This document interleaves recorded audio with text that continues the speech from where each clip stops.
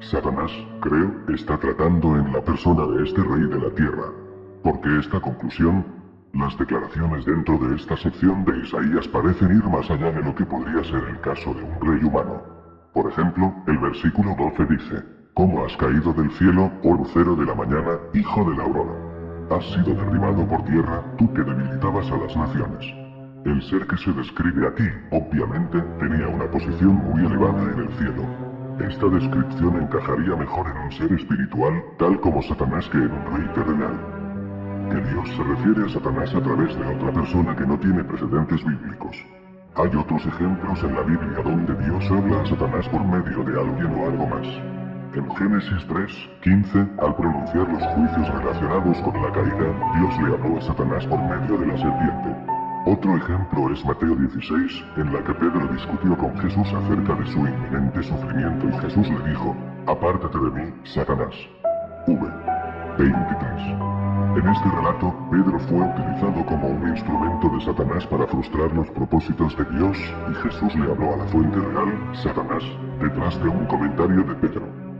Isaías 14 da más información sobre la caída de Satanás del cielo. En 5 declaraciones se revela lo que condujo a su caída. 1. Subiré al cielo 13. Satanás desea la misma autoridad y reconocimiento con el Dios de los cielos. 2. Yo levantaré mi trono por encima de las estrellas de Dios 13b. Las estrellas de Dios se refieren a los ángeles. Los ángeles fueron creados para servir a Dios. Satanás, sin embargo, quería esta autoridad para sí mismo. Él quiso usurpar la autoridad de Dios sobre los ángeles. 3. Me sentaré en el monte de la asamblea 13c. Satanás quería derrocar el gobierno real de Dios sobre el universo. 4. Subiré sobre las alturas de las nubes 14 bis. Las nubes se han asociado con la gloria de Dios en la Escritura. Satanás deseaba tener la gloria que le pertenecía solo a Dios. 5. Me haré semejante al Altísimo 14b. Esto resume lo que el pecado de Satanás fue. Satanás quería ser como Dios, con toda la gloria, el honor y el poder que viene con ser Dios. Vemos en estos 5 que el pecado de Satanás fue el orgullo. Él quería ser como Dios y tomar el lugar de Dios. El pasaje siguiente, Ezequiel 28, 12, 19, nos dice más sobre la caída de Satanás. La condición original de Satanás, Ezequiel 28, 12, 19, 12. Hijo de hombre, levanta endechas sobre el rey de Tiro y dile: así ha dicho Jehová el Señor, tú eras el sello de la perfección, lleno de sabiduría y acabado de hermosura. 13. Y en Edén, en el huerto de Dios estuviste. De toda piedra preciosa era tu vestidura, de cornalina, topacio, jaspe, crisólito, berilo y bronce, de zafiro, carbut, plomo, esmeralda y oro. Los primores de tus tamboriles y flautas estuvieron preparados para ti en el día de tu creación. 14. Tú, querubín grande, protector, yo te puse en el santo monte de Dios, allí estuviste, en medio de las piedras de fuego que paseabas. 15. Perfecto eras en todos tus caminos desde el día que fuiste creado hasta que se halló en ti maldad. 16. A causa de la multitud de tus contrataciones fuiste lleno de iniquidad y pecaste, por lo que yo te eché del monte de Dios y te arrojé de entre las piedras del fuego, oh querubín protector. 17. Se enarteció tu corazón a causa de tu hermosura, corrompiste tu sabiduría a causa de tu esplendor. Yo te arrojaré por tierra, delante de los reyes te pondré para que miren a ti. 18. Con la multitud de tus maldades y con la iniquidad de tus contrataciones profanaste tu santuario. Yo, pues, saqué fuego del medio de ti, el cual te consumió, y te puse en ceniza sobre la tierra a los ojos de todos los que te miran. 19. Todos los que te conocieron entre los pueblos se maravillarán sobre ti. Espanto serás, y para siempre dejarás de ser. Este texto, al igual que Isaías 14, también se dirige a un rey terrenal, el rey de Tiro, V. 12. Y, como en Isaías 14, hay un lenguaje en este texto que va más allá de un rey físico hasta el verdadero poder detrás de este gobernante, Satanás. Los versículos 12, 13 afirman: acabado de hermosura. En Edén, en el huerto de Dios estuviste. Esta descripción muestra claramente que hemos ido más allá de un rey terrenal aquí. Ningún gobernante humano se puede decir que sea perfecto, lleno de sabiduría y acabado de hermosura. Tampoco fue el rey terrenal de Tiro, estaba en el Edén, el jardín de Dios. Todo esto, sin embargo, podría ser cierto de Satanás. Satanás, entonces, es el único en mente en este pasaje. El versículo 14 nos dice que Satanás era el querubín grande, protector.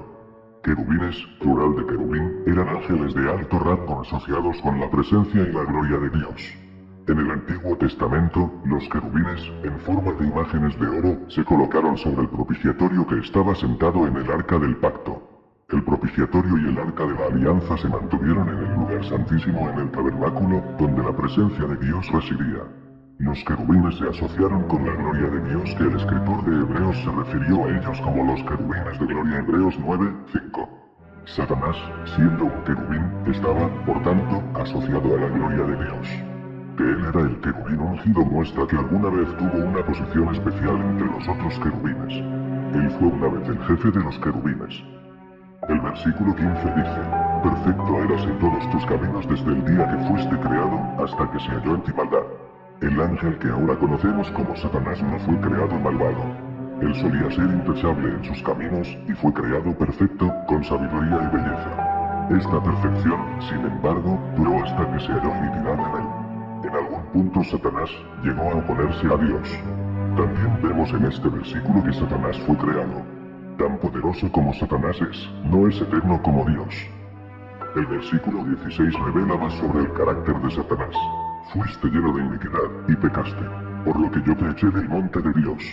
El versículo 17 también dice: Se enalteció tu corazón a causa de tu hermosura, corrompiste tu sabiduría a causa de tu esplendor. Esto se ajusta a los 5 verbos en primera persona que se mencionan en Isaías. Satanás fue tomado por su propia belleza y perfección y pensó que se merecía estar en el lugar de Dios. Cuando Satanás pecó, él fue expulsado de su posición en el cielo. Su rebelión también provocó la caída de los ángeles, también. Apocalipsis 12:4 indica que 1/3 de los ángeles se unieron a Satanás en su rebelión. Estos ángeles caídos ahora se llaman demonios. Hay un diablo, Satanás, pero muchos demonios. Satanás, como un ser creado, no puede estar en todas partes al mismo tiempo como Dios. Sus demonios, sin embargo, trabajan para él y llevan a cabo sus planes. Los demonios están en línea con Satanás, pero él es su líder. Su poder e influencia son grandes. De hecho, 1 Juan 5:19 dice que el mundo entero está bajo el poder del maligno. Satanás también se le conoce como el dios de este mundo, 2 Corintios 4:4. Satanás y sus demonios están involucrados activamente en la promoción de un sistema mundial que se opone a los planes de Dios.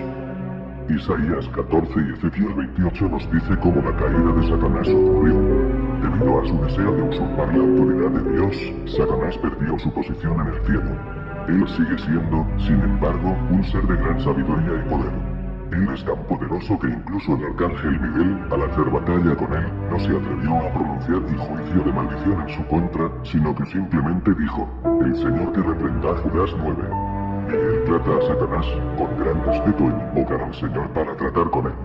Eso es un buen recordatorio para nosotros. Satanás puede haber perdido su exaltada posición en el cielo, pero los ángeles, incluyendo el arcángel de los cielos, aún tuvo un gran respeto por su poder.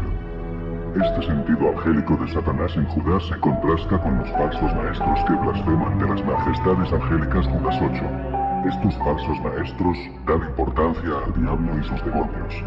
Judas continúa diciendo: estos hombres blasfeman de cuantas cosas que no entienden. Judas 10. Los falsos maestros no dan el respeto adecuado al poder de Satanás. Eso era cierto en tiempos de Judas, y así lo es en el nuestro. Hay muchos falsos maestros hoy dan importancia a Satanás o niegan que él es un ser real y personal. Estos falsos maestros no saben de quién están hablando. Las actividades de Satanás, el calumniador, Job 1:2, hemos visto el origen y la caída de Satanás, y ahora vamos a mirar a sus actividades desde su caída y la forma en que se opone a los planes de Dios. Job 1:2 es un pasaje que nos da una idea de sus actividades. En este pasaje vemos que a pesar de que Satanás perdió su posición en el cielo, no perdió su acceso al cielo. En ciertas ocasiones, cuando Dios llama a todos los ángeles delante de él, Satanás también aparece. Esto es lo que pasa en Job 1:2. En ambos capítulos, Satanás se presenta ante Dios en el cielo. Algunos han tenido problemas para aceptar que Satanás tiene acceso al cielo, ya que es un ser tan malo, pero su aspecto no contamina a Dios ni al cielo. Job 1:6 dice: Un día vinieron a presentarse delante de Jehová los hijos de Dios, entre los cuales vino también Satanás. Los hijos de Dios en este versículo se refiere a todos los ángeles, que incluyen ángeles tanto caídos y no caídos. Satanás también está presente y el Señor inició una conversación con él. Y dijo Jehová a Satanás: ¿De dónde vienes? Respondiendo Satanás a Jehová y dijo: de recorrer la tierra y de andar por ella. Job 1:7. Esto es similar a lo que Pedro estaba hablando cuando dijo: vuestro adversario, el diablo, anda al acecho como león rugiente, buscando a quien devorar. 1 Pedro 5:8. Dios, entonces, dirige la atención de Satanás a Job. Y dijo Jehová a Satanás: ¿no has considerado a mi siervo Job? Porque no hay otro como él en la tierra, varón perfecto y recto, temeroso de Dios y apartado del mal. Job 1:8. Sabemos por la respuesta de Satanás que estaba familiarizado con Job. Job 1:9-11. Dios sabía de la condición de Job y estaba muy consciente de lo que estaba ocurriendo en la tierra. Una escena similar entre Dios y Satanás se registra en el Job 2. Aconteció que otro día vinieron los hijos de Dios para presentarse delante de Jehová, y Satanás vino también entre ellos presentándose delante de Jehová. Job 2:1. Al igual que en el capítulo 1, Satanás pide permiso a Dios para infligirle desgracias sobre Job para poner a prueba su confianza en Dios. Vemos en estos dos capítulos de Job lo que yo llamo momentos en el mundo de los espíritus. Sin el conocimiento de Job, una conversación tiene lugar en el cielo que le afecta directamente. En esta sección también aprendemos algunas verdades acerca del carácter de Satanás. Él es un calumniador. De hecho, el nombre de Satanás significa calumniador. Cuando Dios dice que Job es un hombre perfecto y recto, Satanás calumnia el carácter de Job. Él le dice a Dios que la única razón de que Job le obedece es porque Dios le ha dado tanto. También le dice a Dios que si le permitiera la calamidad en Job, Job le maldeciría. Job 1:11, 2:5. De este relato, vemos que Dios permite a Satanás una gran calamidad sobre Job. Job perdió su fortuna, los hijos y la salud personal. Como lectores, sabemos por qué estas pruebas vinieron sobre Job. Estas fueron el resultado de las conversaciones de Dios con Satanás. Job, sin embargo, nunca supo la razón de las pruebas que se apoderaron de él. Incluso al final del libro, cuando Dios le habla, Dios no le revela todos los detalles de lo que tuvo lugar en el cielo. Dios simplemente le recuerda a Job que su deber es permanecer fiel. Como cristianos, podemos aprender de este relato de Job. No sabemos lo que está pasando en las cortes del cielo. No sabemos lo que Satanás puede decirle a Dios sobre nosotros. No sabemos lo que Dios puede permitir que nos suceda a nosotros. Todo lo que somos llamados a hacer es confiar en Dios y ser fieles. Satanás, el acusador de los hermanos, Zacarías 3, otro pasaje que trata de la obra de Satanás es Zacarías 3. Este capítulo también describe una escena celestial. Me mostró al sumo sacerdote Josué, el cual estaba delante del ángel de Jehová, y Satanás estaba a su mano derecha para acusarle. Zac 3:1. Satanás en este texto se presenta como un acusador. En este caso, se acusa a Josué, el sumo sacerdote. En un pasaje mencionado anteriormente, 1 Pedro 5:8, se refiere a Satanás como un adversario. Este término tiene el significado técnico de un oponente en un traje de ley. Apocalipsis 12:10 también llama a Satanás el acusador de nuestros hermanos. En el tribunal del cielo, él se erige como nuestro oponente acusándonos ante el juez de todos. Aunque Satanás nivela las acusaciones en su contra al sumo sacerdote Josué, el Señor vino en defensa de Josué. Y dijo Jehová a Satanás: Jehová te reprenda, oh Satanás. Jehová que ha escogido a Jerusalén te reprenda. ¿No es este un tizón arrebatado del incendio? Zech 3:2. Zacarías 3:5 revela que en el momento de este incidente, Josué estaba vestido con ropas sucias. El Señor, sin embargo, perdonó su pecado y había limpiado sus vestiduras puestas en él. Aunque Satanás acusa a Josué, el Señor proveyó para Josué. De esto podemos ver que las acusaciones de Satanás fracasan por la justicia que Dios provee para su pueblo. En este caso, Israel sería preservado no por su fidelidad, sino por la fidelidad de Dios. Lo mismo es cierto para nosotros también. Satanás es un enemigo vil. Él nos acusa delante de Dios y también nos tienta a pecar. Debemos recordar, sin embargo, que a pesar de que Satanás nos tienta a pecar, no causa nuestro pecado. Nosotros somos responsables por nuestro propio pecado. El viejo adagio, el diablo me hizo hacerlo, no es correcto. Al enumerar las actividades pecaminosas que la gente comete en Gálatas 5, Pablo llamó a estas actividades las obras de la carne. Gálatas 5:19. Jesús dijo, porque de dentro del corazón de los hombres salen los malos pensamientos, los adulterios, las fornicaciones, los homicidios. Marcos 7:21. Vamos a pecar debido a nuestra carne y corazón. No podemos culpar a nuestros pecados en el diablo. Él puede tentar, engañar y atraer a pecar, pero cuando pecamos, es nuestra propia culpa. Y cuando volvemos a pecar, Satanás está listo para presentarse ante Dios y decir, mira cuán siervo y fiel es Él. Qué cosa tan terrible es el pecado. El pecado tiene consecuencias graves en una variedad de formas, y con frecuencia afecta a los más cercanos a nosotros. Estropea nuestro testimonio por Cristo, y lo peor de todo, es proclamado por Satanás en la corte del cielo. Se ha dicho que el pecado secreto en la tierra es escándalo abierto en el cielo. Cuando pecamos en secreto podemos pensar que estamos saliéndonos con la nuestra, pero en realidad Satanás está ahí proclamándolo en los atrios del cielo. Él está declarando nuestro pecado ante todos los ángeles reunidos que están delante del trono de Dios. Él está ahí para decir, miren lo que ha hecho. Afortunadamente, tenemos un sumo sacerdote en el cielo, Cristo Jesús, que intercede por nosotros a la diestra del Padre. Alabado sea Dios que cuando pecamos, abogado tenemos para con el Padre, a Jesucristo el justo que es la propiciación por nuestros pecados. 1 Juan 2:1-2. Aunque Satanás nos puede acusar, nuestro sumo sacerdote, Jesucristo, efectivamente defiende nuestro caso. Debido a Jesucristo estamos delante de Dios sin estar condenados. Pero qué tragedia es cuando pecamos y vamos contenido a las acusaciones de Satanás ante el trono de Dios. Satanás, el padre de los incrédulos, Juan 8:41-44. Otra verdad que vemos en las escrituras es que Satanás es el padre de todos los incrédulos. Esto queda claro en Juan 8:41-44. En este pasaje Jesús confrontó a los líderes religiosos judíos que creían que eran salvos simplemente porque eran descendientes físicos de Abraham. Jesús, sin embargo, ellos demostraron que no eran hijos de Abraham porque no harían las obras de Abraham. De hecho, ellos estaban tratando de matar a Jesús. Jesús, en el versículo 44, les dice que su padre realmente es. Vosotros sois de vuestro padre el diablo, y los deseos de vuestro padre queréis hacer. Él ha sido homicida desde el principio, y no ha permanecido en la verdad, porque no hay verdad en él. Cuando habla mentira, de suyo habla, porque es mentiroso y padre de mentira. Satanás se caracteriza por el asesinato y la mentira. No hay verdad en él y los que son sus hijos no quieren la verdad tampoco.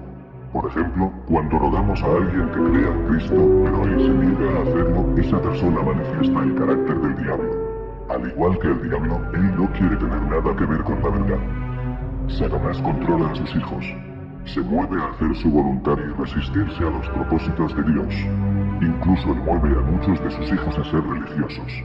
Mucha gente va a la iglesia y dicen que creen en Dios, pero todavía pertenecen al diablo. Pablo declaró que el mismo Satanás se disfraza como ángel de luz. Por lo tanto, no es sorprendente si también sus ministros se disfrazan como ministros de justicia. 2 Corintios 11:14-15. Si Satanás puede disfrazarse como un ángel de luz, no debe sorprender que sus servidores también lo hagan. Al hacer una copia a los falsificadores, ellos tratan de hacer que se vea lo más real posible al original. Por eso es que entre mejor es la falsificación, más cuidadosa debe ser examinada. La mayoría de los adultos, por ejemplo, no se dejan engañar si alguien trata de darles dinero del Monopoly en lugar de dinero real. El dinero del Monopoly se ve demasiado falso y la gente no lo aceptaría. Los falsificadores profesionales, sin embargo, son capaces de hacer dinero que se parezca mucho al original. De hecho, la mayoría de las personas no son capaces de distinguir la diferencia entre el dinero profesionalmente falsificado y dinero real. Usted tiene que saber lo que usted está buscando para ser capaz de detectar las falsificaciones.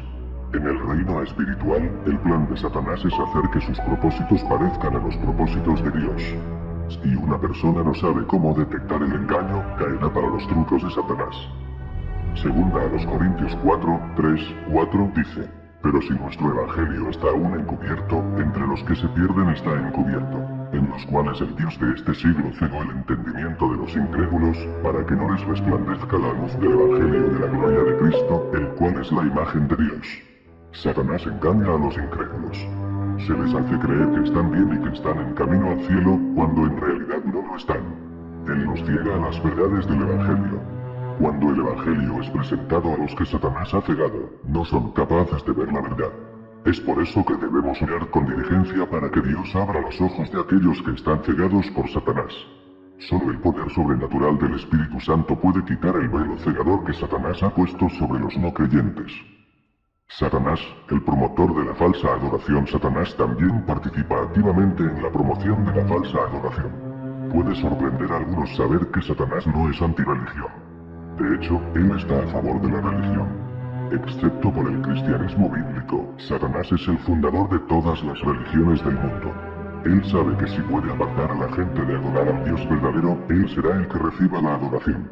Eso es lo que él desea. Satanás, entonces, hace todo lo posible para promover la adoración falsa. Vimos en Isaías 14 y Ezequiel 28 que Satanás quería ser como Dios y hacerse cargo de todos los privilegios y honor que le pertenecen a Dios. No es de extrañar, entonces, que quiere que la gente que le adore. Primera de Corintios 10 nos dice acerca de la naturaleza de la adoración falsa y por qué es tan peligrosa. Cuando Pablo escribió este pasaje, se dirigía a los corintios, que vivían en una sociedad saturada de idolatría pagana. La mayoría de las personas en la sociedad romana de la época adoraban a los ídolos que ellos consideraban como dioses. Pablo, sin embargo, muestra que realmente estaban adorando a... ¿Qué digo, pues? ¿Que el ídolo es algo, o que sea algo lo que se sacrifica a los ídolos? Antes digo que lo que los gentiles sacrifican, a los demonios lo sacrifican, y no a Dios. Y no quiero que vosotros os hagáis partícipes con los demonios. 1 Corintios 10, 19, 20. Pablo sabía que los ídolos no eran dioses reales. Eran solo imágenes talladas de madera y piedra, nada más. Pero cuando la gente adoraba a los ídolos, estaban realmente adorando a los demonios que estaban detrás de los ídolos. Es por eso que los cristianos no deben participar en la adoración falsa. Las personas involucradas en estas actividades están realmente adorando a los demonios.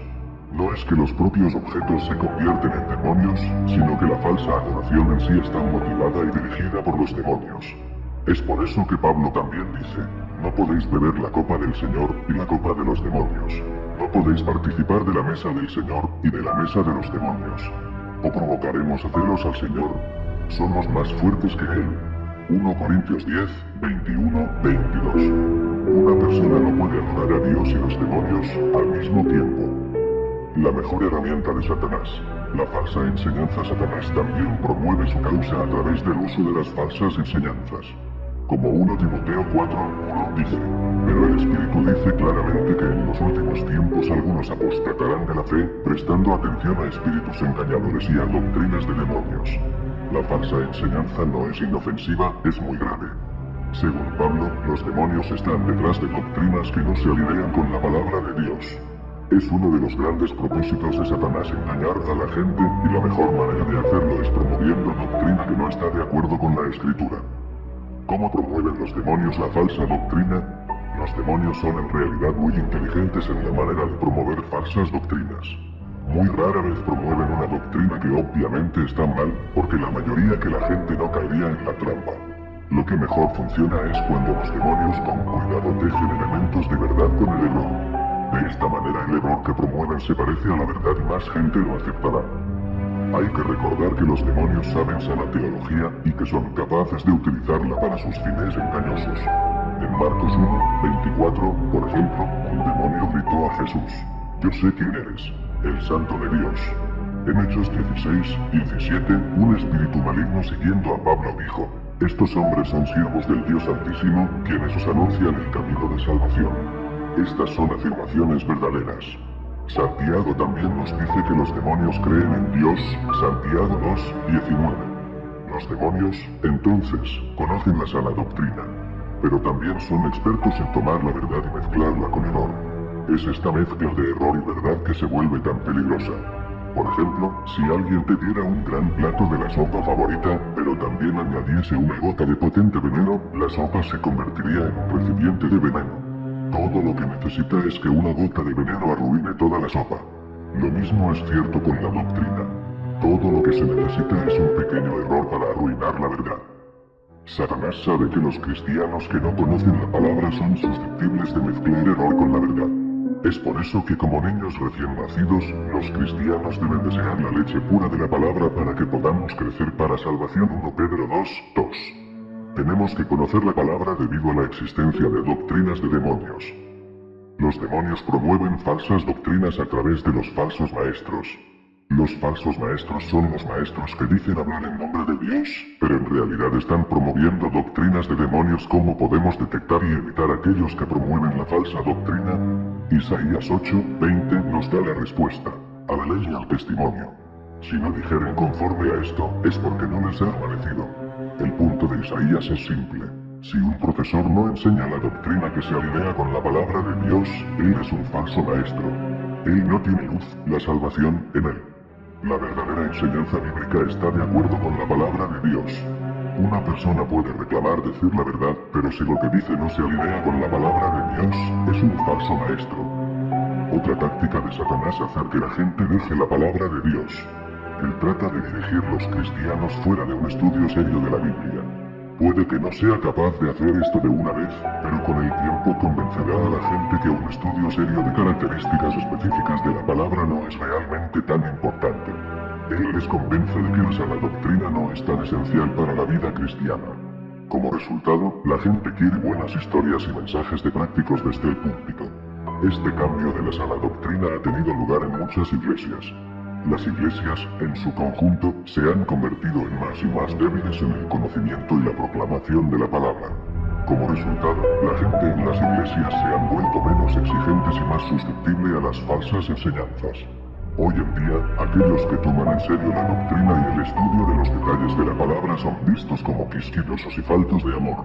La gente empieza a pensar que luchar por cuestiones doctrinales es solo una lucha por nada. Mientras amemos a Jesús, nada más importa. Satanás y sus demonios no tratan de engañar a los cristianos en convencerlos de deshacerse de sus Biblias o creer doctrinas obviamente extrañas. Son mucho más sutiles que eso. Ellos van a hacer lo que hizo Satanás a Jesús en Mateo 4: citar las Escrituras. Satanás citó las Escrituras, pero lo que dijo estaba fuera de contexto. Satanás quería que Jesús saltara desde el pináculo del templo. Él citó el Salmo 91, 11, 12 para mostrar que Dios protege a los suyos de caer. Es cierto que el Salmo 91, 11, 12 dice eso. Sin embargo, Jesús mostró a Satanás que el Salmo 91 no podría entrar en conflicto con lo que dijo acerca de Deuteronomio 6, 16, acerca de no tentar al Señor. La Escritura no contradice las Escrituras, por lo tanto, el pasaje Salmo 91 tenía que ser entendida a la luz de lo que Dios había dicho en Deuteronomio. Satanás quiere confundir a los cristianos e incluso utilizar la Biblia para hacerlo. Él sabe que la mayoría de los cristianos no tienen suficiente discernimiento para evitar sus trampas. A menudo no saben cómo los versículos de la Biblia se relacionan entre sí. Es fácil para él tomar algo fuera de contexto y que la gente lo crea. En tanto la gente haya perdido su capacidad de discernir la verdad del error, se habrán convertido en aún más susceptibles a la falsa doctrina. Las principales denominaciones protestantes son un ejemplo de lo lejos que Satanás puede engañar a la gente. Muchas de las principales denominaciones están en su mayoría pobladas ahora por incrédulos. Los fundadores de estas denominaciones, sin embargo, eran cristianos fuertes que creían que la palabra de Dios. Yo los leyera un firme creyente. Juan Calvino y Martín Lutero eran cristianos fuertes que creían en la infalibilidad y autoridad de la Biblia. Las denominaciones que pretenden seguir los pasos de estos hombres, sin embargo, se han desplazado muy lejos de lo que estos hombres creían. Las denominaciones que claman a estos hombres ahora niegan las verdades importantes de la palabra de Dios. Una verdad como a menudo negada es la infalibilidad de la Biblia. El futuro de Satanás hemos visto el origen y la caída de Satanás. Además, hemos examinado su actividad actual. Ahora nuestra atención se centrará en el futuro de Satanás. Hay dos pasajes en las Escrituras que nos dicen sobre el futuro de Satanás. Apocalipsis 12 y 20. Anteriormente vimos que Satanás perdió su posición exaltada en el cielo, pero también hemos visto que esta pérdida de posición no se tradujo en la pérdida de su acceso al cielo. Apocalipsis 12, sin embargo, habla de un tiempo futuro cuando Satanás pierde su acceso al cielo.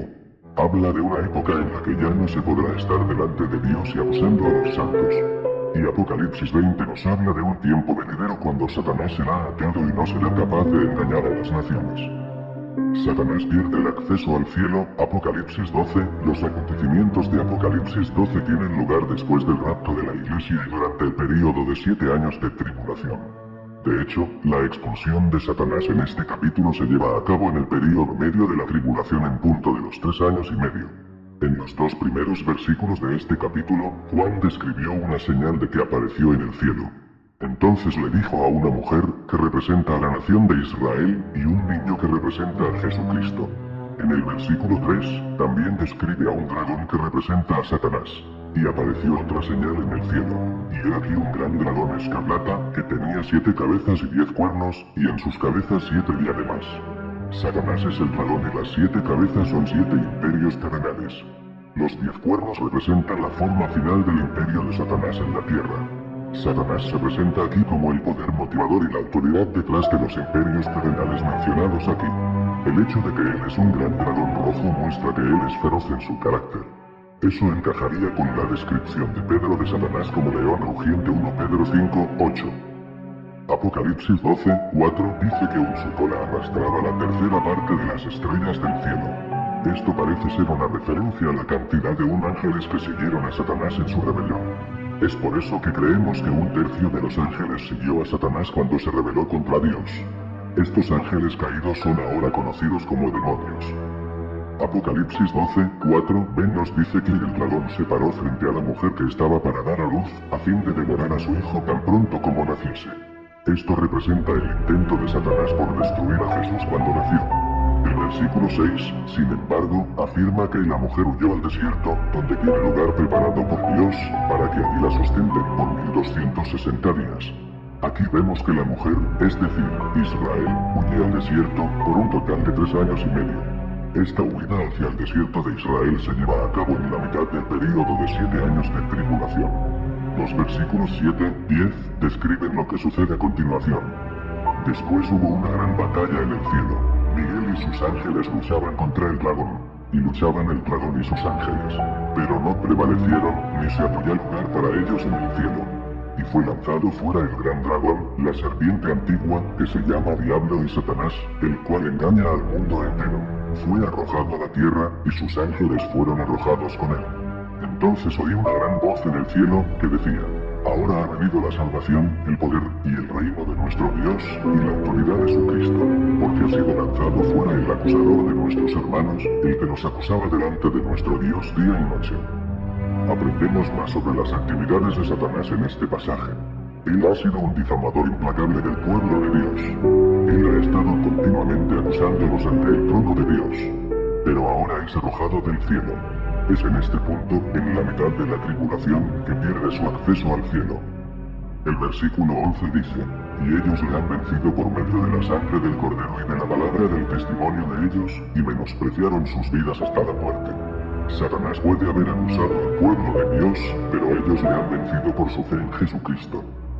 El versículo 12 habla de un tiempo venidero de juicio en la tierra como consecuencia de Satanás de ser echado del cielo, por lo cual alegraos, cielos, y los que moráis en ellos.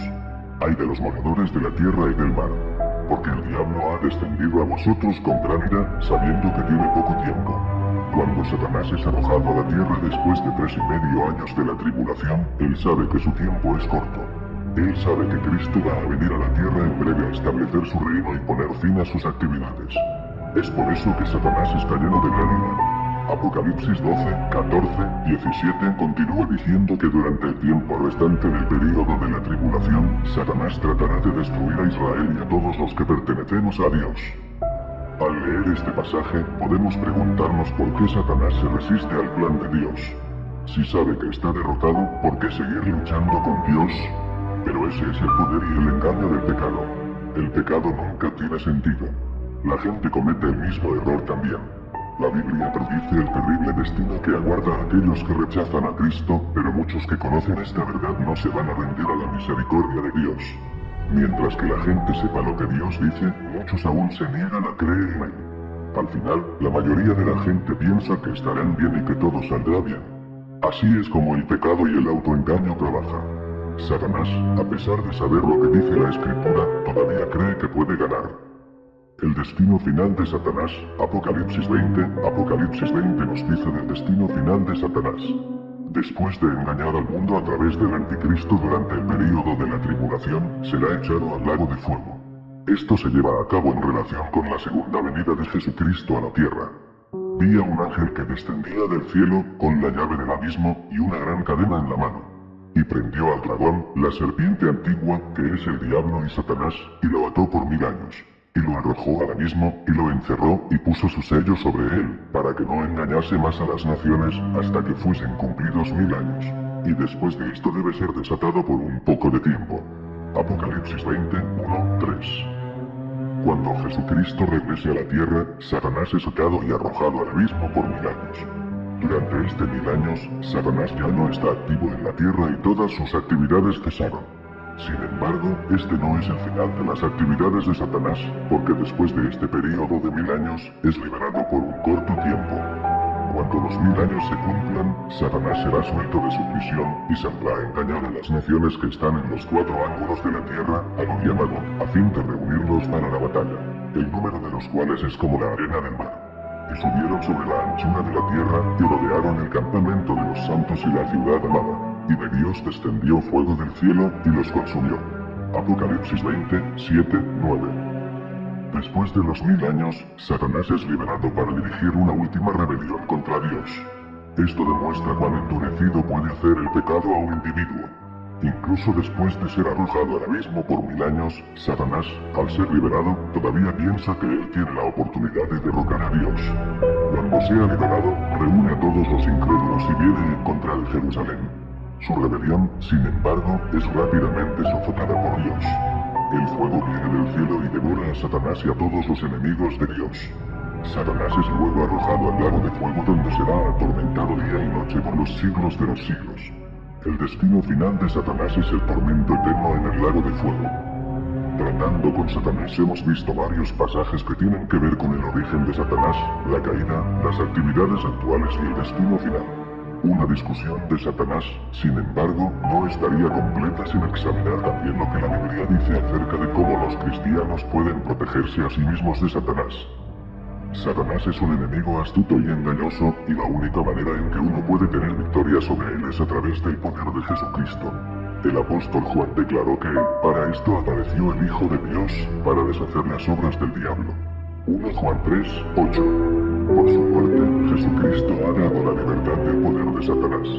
Hebreos 2, 14, 15 dice que también a través de su muerte, Jesús fue capaz de destruir por medio de la muerte al que tenía el imperio de la muerte, esto es, al diablo, y librar a todos los que por el temor de la muerte estaban durante toda la vida sujetos a servidumbre.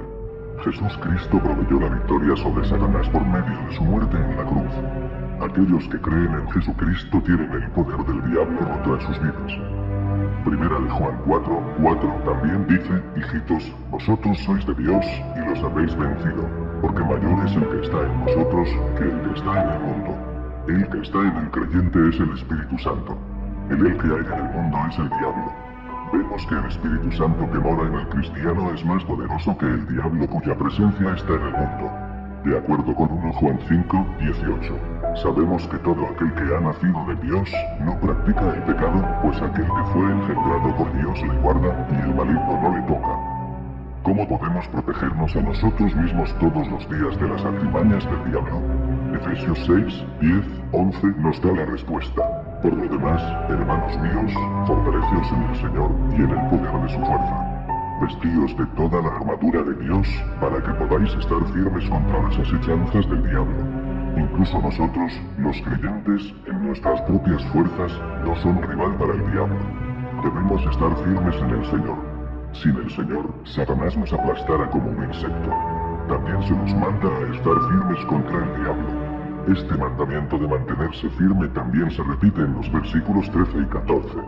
Nos mantenemos firmes en contra del diablo, poniéndonos la armadura de Dios. No es suficiente ser parcialmente blindados porque el diablo es muy inteligente y magistral como oponente. Él sabe exactamente qué parte de la armadura hemos dejado fuera y dónde golpear. Él sabe que hemos sido descuidados e indiferentes. Cuando no nos ponemos toda la armadura de Dios, somos como un soldado en la batalla que tiene descuidadamente a un lado su equipo de protección. Cuando menos se lo espera, el enemigo lo ataca y sufre la derrota. En efecto, el diablo es un adversario feroz y temible. Como Efesios 6:12 dice, porque no tenemos lucha contra sangre y carne, sino contra principados, contra potestades, contra los gobernadores de las tinieblas de este siglo, contra huestes espirituales de maldad en las regiones celestes.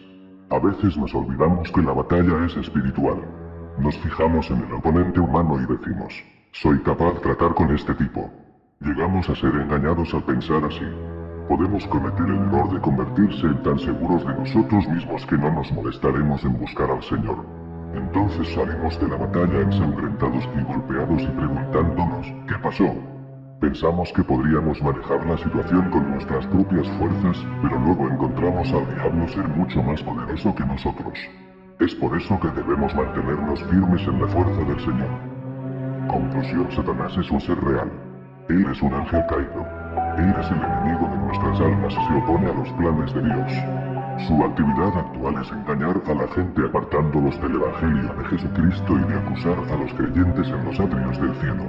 Afortunadamente, los que estamos en Cristo tenemos un abogado que defiende nuestro caso.